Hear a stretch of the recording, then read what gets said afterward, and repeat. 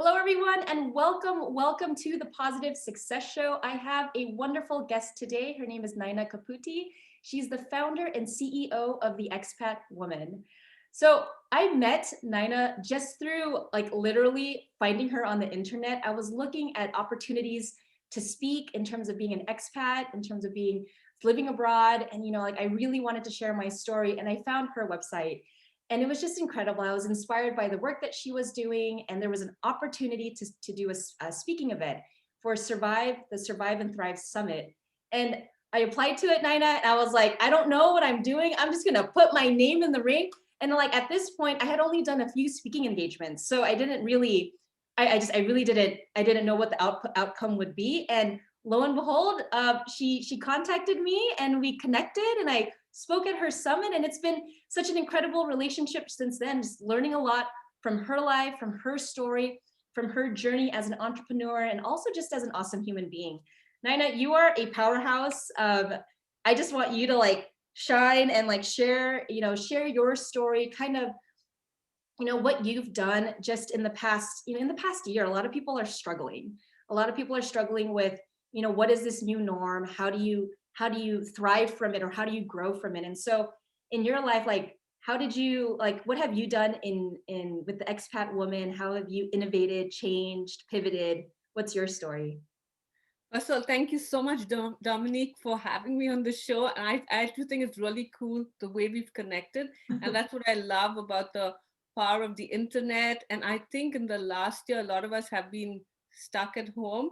And it has actually, in some ways, been a blessing. I know a lot of people have suffered. There's been, so much misery and sadness and loss, but there's been so many connections made because we are at home, we have more time, and we've been able to connect globally. So first of all, thank you for also speaking on my at the Survive and Thrive Abroad Summit. And I know you were amazing. I heard you speak. So and now I'm happy to give back by speaking on your podcast. So yes, so in the last year, as I mentioned, has been interesting. It was hard. It had a lot of challenges. For me, the biggest challenge was having to move my in-person events to an online platform. So to give you a little background, the Expat Woman, one of the main things I did was host events, and mostly in-person events, because um, it helped to bring the community together. And now, of course, my community has expanded to a global audience, but the Bay Area has a huge international population. The people always coming in and out, or coming on vacation. So there were always people coming to my events, and I was hosting 4 to 5 events a month. And because my audience is so diverse, I was doing events on various topics that my audience would ask me to bring experts to speak on. But of course, with the pandemic, this all all had to stop. And 2 weeks before the pandemic hit, before San Francisco went into lockdown, I was doing my annual Women Empowered Women's Summit, and of course, I had to postpone that. I postponed that to May, thinking, oh, in a couple of weeks or months, the lockdown will be done and we'll be back. And of course, that didn't happen. So then I had to, of course, change that to an online event. Now, in the process of creating online events, and a wonderful thing that has happened is I started creating my own online presence. Before that, with the Expat Woman, I kind of stayed in the background. I rarely spoke at my events. I maybe would introduce an event, and even very often I'd have an MC do that. So maybe it was imposter syndrome, maybe it was burnout, because before I started the Expat Woman, I made a documentary film. I featured in my own film. I did a lot of media interviews, to promote my film. After the film was released, I spoke at a lot of events where I hosted my film. So it was with the Expat Woman, I felt I needed to be in the background. Uh, and I think as entrepreneurs, that's not a good idea. So with the last year, I've slowly started creating my presence or my brand online, my personal brand online. It wasn't easy. When I was doing my in-person events and people would film them, I'd say, just cut off the beginning, because I don't want to see myself on camera. I don't want to hear myself. So just start with the speakers. Don't include me speaking. Or when people would take photographs and say, Nyna, come into the photo. I say, no, I don't want to be in the photo. I'll ruin the photo. I don't photograph well. And then after this pandemic, and I was forced to be online and forced to be on video because you can no longer hide, right? When you're introducing and you're doing a Zoom thing, everyone sees you online. I slowly got over that, the fear of being seen online, of the imposter syndrome in a way where I felt I was not good enough to be, speaking or sharing my expertise. And also I realized there's never a perfect time. You're never going to lose that 10 pounds or 20 pounds or look younger or get rid of those wrinkles. So just go out there and do it. Mhm. So I've been able to create this digital online platform. And then the other amazing thing that happened was, and I'm calling them amazing, for me they're really important, was I realized that before this I never spoke in my event because I felt I was not an expert on any particular topic. I was just facilitating events. And even being an expat, I've only lived in one country. I'm in India and now the US. But then I realized my expertise was in hosting events, and maybe I could teach other people how to host those events. So I also uh, created an online course, the Digital Event Academy. Before that, I did an online course called Start Yours Bootcamp, where I taught entrepreneurs and mainly expats how to start their own businesses. So these two things came out of the pandemic. Of course, I did the Survive and Thrive Abroad Expat Summit, which was a virtual global summit. So I would say it was challenging. It still is challenging. It's hard. My revenue was affected, but I believe that when you persist and when you persevere and you're passionate and excited about what you do, in the end the results will come. And right now, even though the results are slow to come, I still have learned so much about myself, and I feel I've given a lot of value through what I've done. So that is what's happened to me in the last, and that's my story of pivoting. Yeah, it's incredible, Nina, because when I see you online and the kind of interactions that you have on the various platforms, I'm like, gosh, like this woman, she's just like everywhere. And I'm like, I'm learning so much from you. And to hear that you just started this past year, I'm in shock because I'm like, no, it seems like you've been doing it for a really long time. And I think that goes to say, when you decide to do something and you do it full force, and then people see you as the expert, because like just seeing you from afar, like I see you as the expert in like virtual events. Like this is, go to Nyna for that type of teaching, that type of learning. Um, I'm curious, Nyna, in terms of, because we were both expats. I'm here in South Korea, you're in the United States, and we've had this moment in our lives, or many moments in our lives, when we'd had to transition and kind of reinvent who we are, what we do, or just kind of like get our bearings and anchor ourselves in something. So can you share a little bit about what you kind of like how you envisioned the expat woman, like when you first landed in the States, and kind of like how that came about? Because I think a lot of folks that listen to this podcast, they have an idea. They might have been sitting on it for a year or 2 years or 5 years, and they're like, I'm just going to wait until it's the right time. And oftentimes when you're an expat and you're pushed into change, you have to make a decision, or it just kind of like nothing happens. So can you just share a little bit about what kind of inspired you to start the Expat Woman? Sure, great question, Dominique. So I came to the US to study film, and I wasn't planning to stay here. I came to study, I was in New York, but then I fell in love Mhm. with, at that time, I call him a young man because we were young then. And he's a San Franciscan native. So I moved to the Bay Area. And so I often refer to myself as an accidental expat because I never planned to live in the US. But love trumps everything else. And so moved to San Francisco, and suddenly from living in New York, I was, in a dorm, I was with other students. It was very vibrant. Suddenly I was a wife. My husband's amazing. He's very supportive, but he also works in film. So he was gone long hours. I didn't have a work permit. I couldn't work. And the loneliness kicked in, it was really hard. I didn't have a professional network. I didn't have a personal network. I didn't have a job. And, I'd wander the streets of San Francisco, just kind of aimlessly. And then I would just apply for everything that came, even though I didn't have a work permit. And then I started looking online. there was nothing at that time. This was in 2002, so there was not much happening in San Francisco. After a few years, it just kind of exploded with the meetups and networking events. So I then realized there's nothing for expats, especially professional expats, middle and higher income. Like there were nonprofits for, people who came here who were skilled workers, but for people with degrees, who were looking for more professional jobs, there was no support. Mhm. And so that's when the idea, kind of had that aha moment, like I need to create something for professional expat women. But of course, life happens, you get busy. And I also got involved in making a documentary film. When the documentary film was done, it was a film on gender violence in India and among the Indian community in the US and Canada, which took us 7 years. I was doing other jobs as well.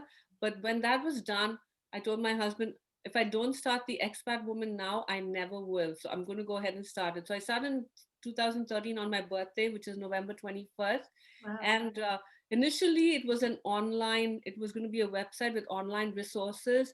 And so I started writing my own blog posts. I thought I'd get revenue from advertising, companies that wanted to target the expat population or audience. But then I realized I needed to create community and I needed to find out who my audience was. So I started hosting events, and that was when San Francisco was exploding, where it was, people were coming in from all over. All the tech companies, had moved in, or they had started, growing. And so the events just took off.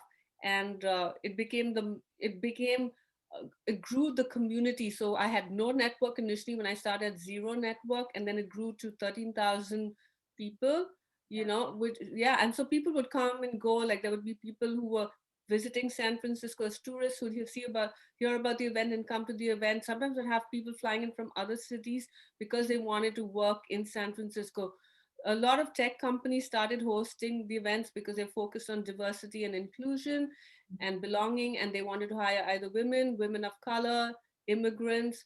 So, the events were not just about expats, but the thing I did was I'd always have expats women on my panel. I Mhm. might have local women, but I always had expats because I wanted other expats in the audience to see them and say, one day I can be that woman sitting on the panel. So that's how I created this community and created this, this whole message of empowerment and education. So these women were educating other women, they were empowering them, they were giving them hope, and then people were connecting with each other. And I was giving them opportunities that they may not have had if they didn't come to my events, because it's really hard in the US, I've noticed, to make connections if you don't know people. It's not like, I don't know what it's like in South Korea because I haven't been there, but I know in like India and a lot of the Asian countries and African countries and maybe and Latin American people are very friendly. So when you're new to a country, foreigner, people will go out of their way to, make you feel welcome, take you out for a meal. And this didn't happen in San Francisco. Like when you came to one of the Expat Woman events, you knew you were at an Expat Woman event because everyone was extra friendly. People were always willing to help. And not just the expats, even the people, the locals, the native ones that came to events because they were interested in connecting with the international community, because either they'd lived abroad, they were married, or had a partner from another country, or they had worked abroad or traveled abroad, so they understood. So it's this amazing community, and I'm sure you understand as an expat, right, what that is. We're just different because we've moved away, we've taken that chance, we've taken that risk, and we're eager to connect with people and learn about the culture. Oh man, you're speaking, Nina, and I'm just like getting goosebumps because I'm like, gosh, like she's so good. It's so good. Like, you saw an opportunity. You're like, I need to create this thing, and then life happened, and but then you still had this. You had this calling to, if I don't start it now, and I'm just quoting you, if I don't start it now, then I never will. So I'm just gonna start it. Right. So I, and I guess a follow-up question to what you said is, did you, were you entrepreneurial before? Like, did you start any types of businesses before? Or like, did you have that growing up? Or did you just do it? And, when you arrived to, or when you saw that opportunity? I didn't actually. I didn't. My dad wanted me to be an engineer, or doctor, like any typical dad, and then he also wanted me to get married. So I didn't do any. I mean, I did get married eventually, but to a guy that I chose. I didn't do the arranged marriage thing. I didn't do engineering, but I studied science, and I worked in a biotech company in India for a while. But I know I never thought of being an entrepreneur. I think it was when I started making my documentary film. As I said, making a film is like running a business, because you have to find people to work on your film, you have to raise money, you have to promote your film, you have to use social media. When the film is done, you have to launch it, you have to market it. I think, and I didn't think of it as a business then. I was just following, what other people were doing. There was no one to guide me, but I think that gave me the confidence that and even the Expat Woman, I kind of, it was a side hustle. I didn't think, oh, this is going to be a business. And then even now, people assume it's a nonprofit. It's funny when you work, because I'm working with immigrant women. People just assume that, oh, immigrant women, so it has to be nonprofit. And no, you can, as I said, my target audience is middle and higher income professional women, because I wanted it to be a business and I wanted to make money, and I saw this as a potential. I was passionate about it. So no, I didn't have any business background. When I started the Expat Woman, I went for a few classes in San Francisco, just very basic. And then I did another program called the Startup Leadership Program. But I didn't, yeah, it was all, a lot of what I learned was, because there's no, again, when you're an entrepreneur, I could have learned certain things that would have helped me now. And that's why I started this Start Yours boot camp. But no one had done what I was doing with the Expat Woman, helping international women navigate the US. So a lot of it I learned, Yeah. and I kept pivoting and I'm still pivoting and still learning.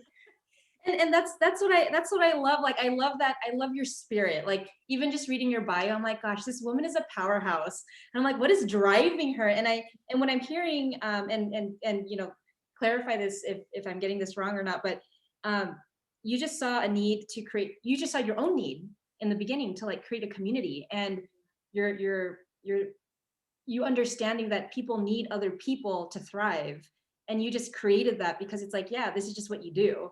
um, and I'm just like, I'm so inspired by that, because you're continuing to build that community online. And I'm sure other people are watching like, oh, who's this person, what is she doing, how can she help me? Because it is lonely. And not just as being an expat. I mean, expat, there's other dimensions of it, but it's lonely doing the thing that you love doing and not finding the people that understand what you're doing, if that makes any sense. It totally makes sense. I mean, even your partner, your spouse sometimes doesn't. Like my husband sometimes doesn't understand what I'm doing. Like, what?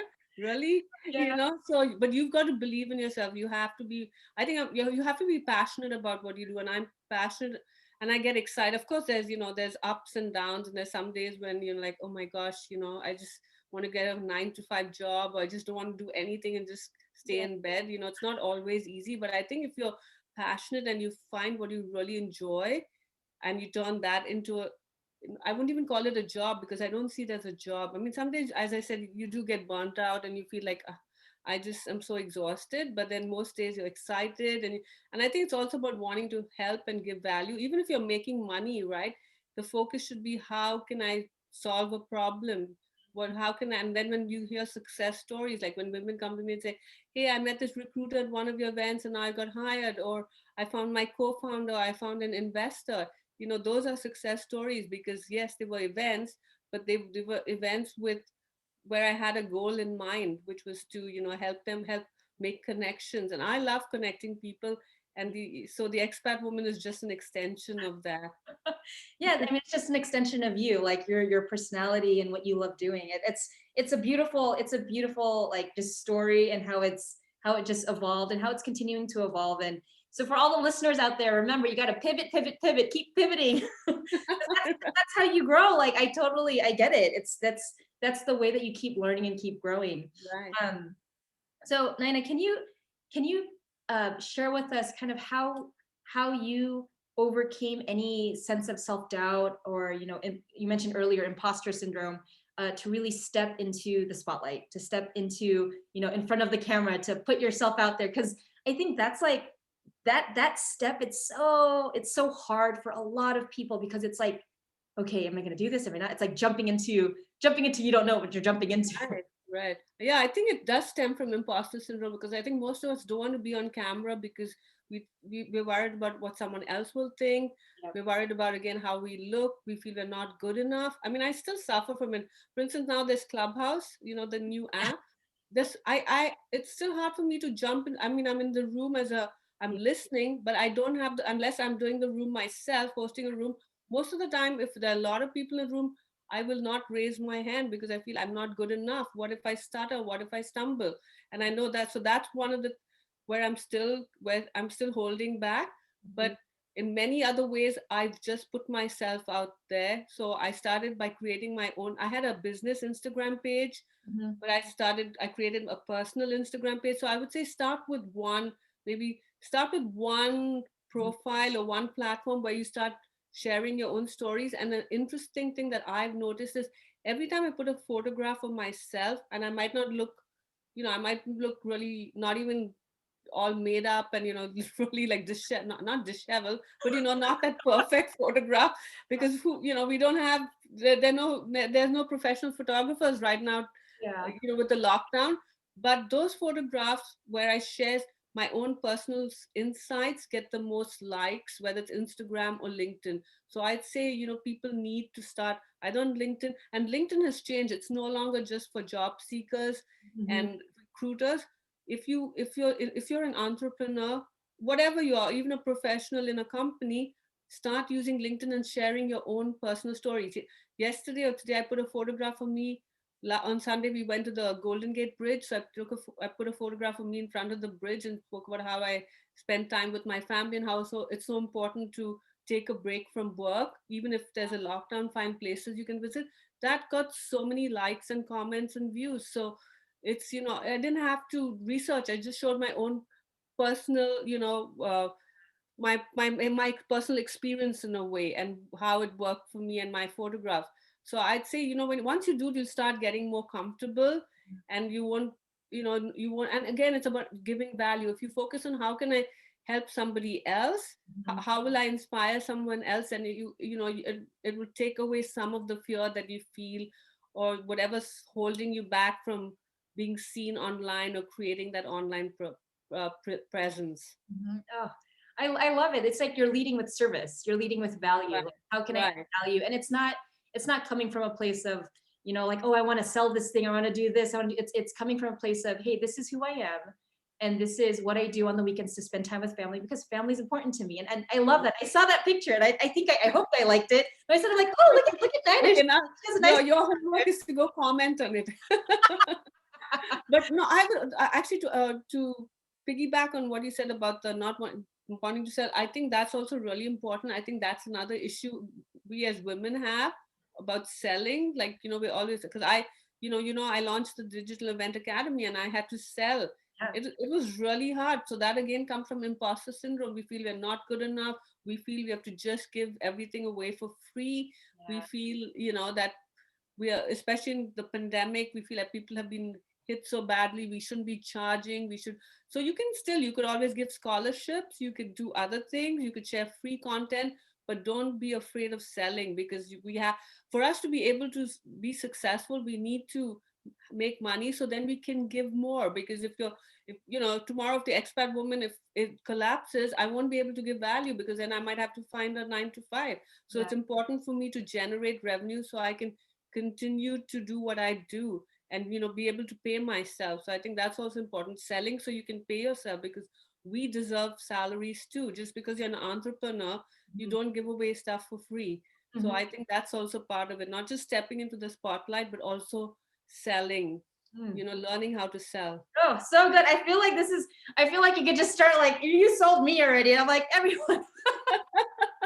Thank you, Dominique. I think that's like, it's so true because in school, like, I never learned that skill. Like, if you give me a textbook, I will learn all of it and I will get a good grade. But in terms of really showing the value and then selling, but confidently, and like separating yourself from what you're selling and who you are, I think that's the challenge. Because in my own business, I'm still overcoming that. But it's so good to hear, just from others, like, yeah, it's hard to do, but once you do it, then you just get used to it and you start doing it naturally and it just comes naturally, as long as you're Right.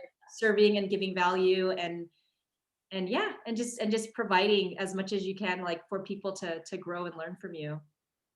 Oh my god. Absolutely. Yeah, no, I agree with that. I think everyone, they should include a sale. Everyone should learn how to sell. I tell my kids, when you go to college, take one course or, one subject in sales, because I think whatever you do, even if you have a job, right, you still have to sell to Yeah. get a promotion. You have to be able to sell what you did, in your work, in your project. So your boss promotes you to the next level. So I think selling is really important, and yeah, and I don't have a sales background either. I studied biotechnology. We didn't learn anything about selling. I love it. I love it. You're such a gem, Nina. You have so much knowledge. I could like be interviewing you for like, I don't know, 5 hours. Oh, Maybe on Clubhouse we'll do that. Just you and me interviewing each other. Uh, sure. That sounds good. so can you tell us, you're running a business, you're online, you have a family, a lot of working women, especially, like we're juggling a lot of these different things, and we have our ambition. What do you do to stay positive when you feel overwhelmed or stressed out, or like there's a big challenge or hurdle? I just stay in bed. I'm kidding. Under the blankets now. I So one thing during the lockdown was hard because just like you, I'm sure we have the kids at no. You said your kids go to school. My kids were all home. My husband's home. He's a filmmaker, but a lot of the time he's home. So hard. One of the things I started doing was I realized how important it is to get out of the house and alone without any kids or husband and just breathe that fresh air. I'm lucky because I live in a neighborhood where there's some pretty trails. So I Mhm. would go on these walks. There was a time when I was walking 8 miles a day, not all in one go. I would break it up, like maybe 2 to 3 miles. And that's when I started listening to podcasts actually, because I was like, I need to walk, but I get bored, even though it's pretty. But if I have something to listen to, then that'll keep me going. So that's something that really helped me is taking walks and then also finding a hobby.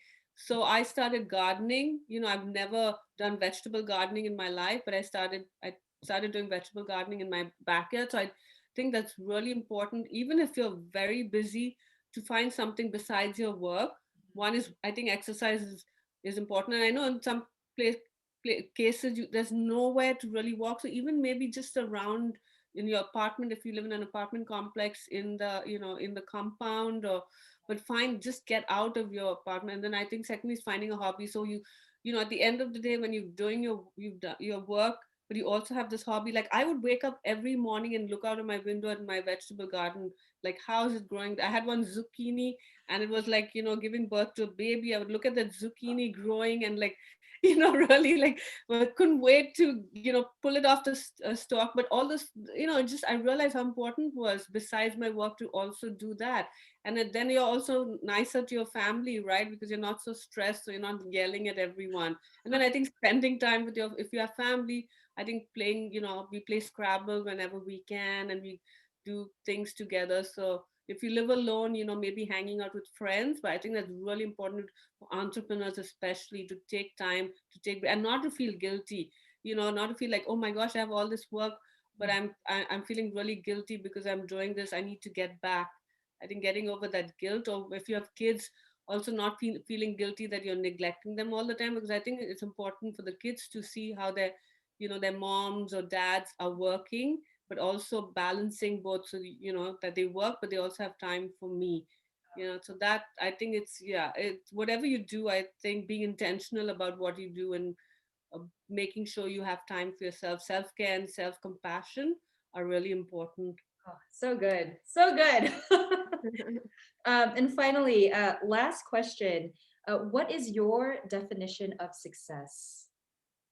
Good question. So my definition of success would be helping other people to achieve success. So that every time I hear someone's win that has come because of the expat woman, it makes me feel immensely proud. And I feel, okay, I've done something in this world, I've added value, I've made a difference in someone's life.